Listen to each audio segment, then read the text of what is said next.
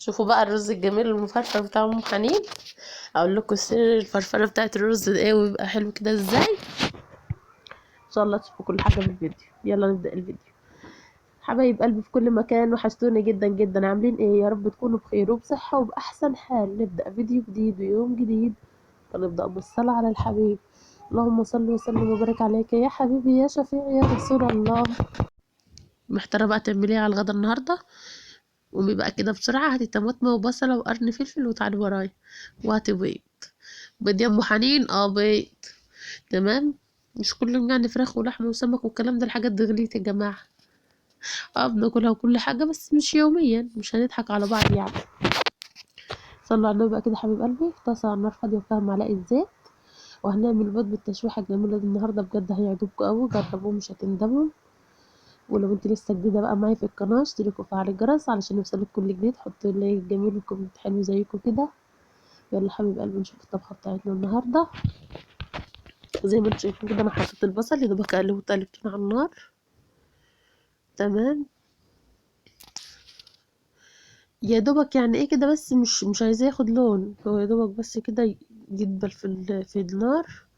وبعد كده هنزل عليه بقى بالفلفل والطماطم اللي معايا.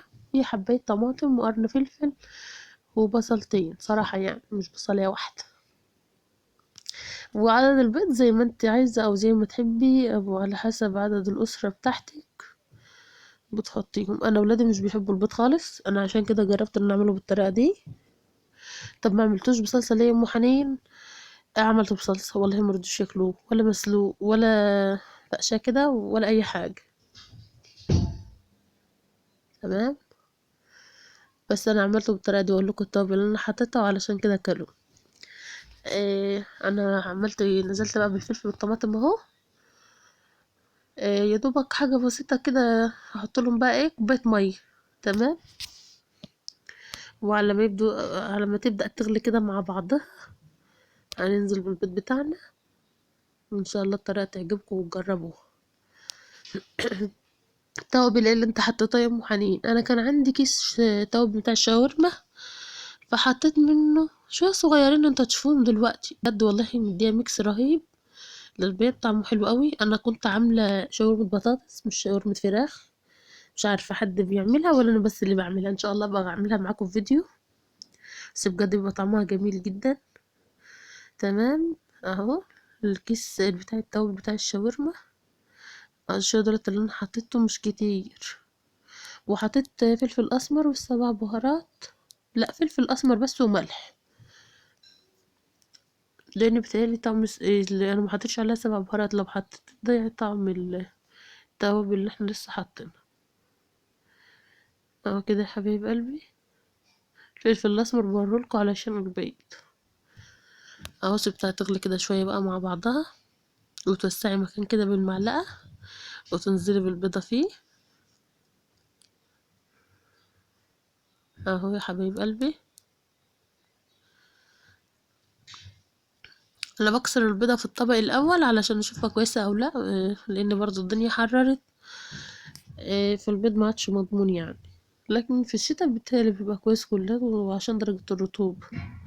اهو كل واحدة كده بعيد عن التانية. انا هغطيهم شوية وهسيبهم هيستووا. هي الاكل ما شاء الله، الاكل سريعة وسهلة، متاخدش وقت. تمام. وبإذن الله تجربوها وتعجبكم. بصي بقى بقلبها الناحية التانية كده. والله الموضوع سهل وبسيط وسريع، يعني لو انت مزنوقة ومفيش وقت هتنجزك على طول.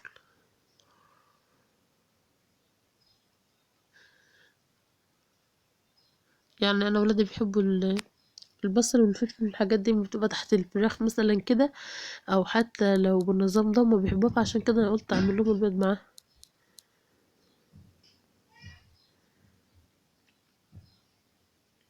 اهو كده يا حبيب قلبي.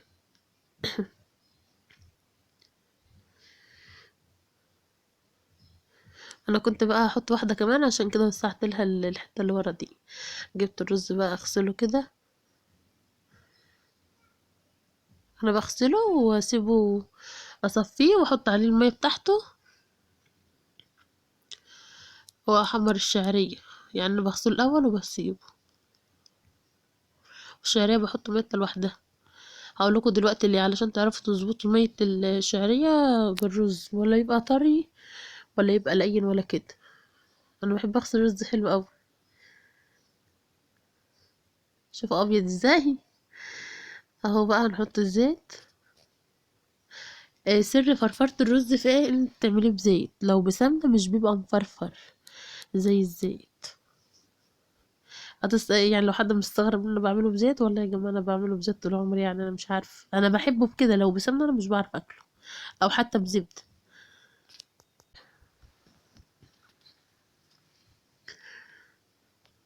زي ما انتم شايفين بقى نحمر الشعرية مع بعض اهو.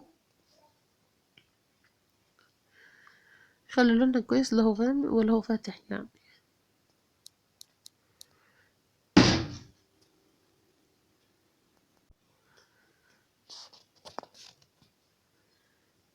خلوش النار عالية عشان متلهفش منكم، يعني انا كنت موطية النار اصلا.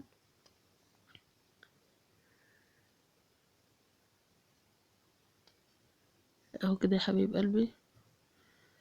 لو توصل بقى اللون اللي احنا عايزينه، هننزل عليها بقى بكمية مية الاول، ان يدوبك كده المية تبقى مغطية ايه الشعرية بس. دي لو انت عايزة تظبطي مية الشعرية، لو انت اصلا عاملاها لوحدها يعني. تمام. ما تكترهاش لان الشعرية مش بتقبل مية زي لسان العصفور. فاهمني؟ اه اللون ده حلو، بس انا قلت برضه ده تقليبتين كمان يبقى غامق شوية. زي ما انتم شايفين بقى كده، انا هنزل عليها هي الاول بالمية اهو. انا بحط دوبك المية مغطياها، مفيش كده يبقى مية الشعرية مظبوطة. تمام. الرز انا بعمل مثلا كوباية رز، او طبسية رز، او طبق زي ما بتسموا، او بشفشق زي ما بتحبوا تعملوا. بعاير ميتي قد الرز، والحمد لله الطريقة دي كويسة جدا. ماما معلمانا على كده، وبتطلع مظبوطة معايا الحمد لله يعني. بس انا احب احط بقى الرز ابو شعرية ده كمون و... وملح. الكمون بيديله طعم كويس جدا. شفتوا بقى؟ اهو يا حبايب قلبي. بعد ما شرب المية بتاعته او بدأ ينشف،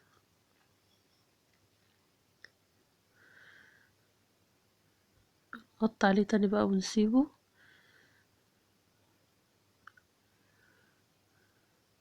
اهو بقى كده. ده انا كشفت الحلة وقلبته تاني، ما شاء الله استوى طعمه جميل. اشوفكم على خير.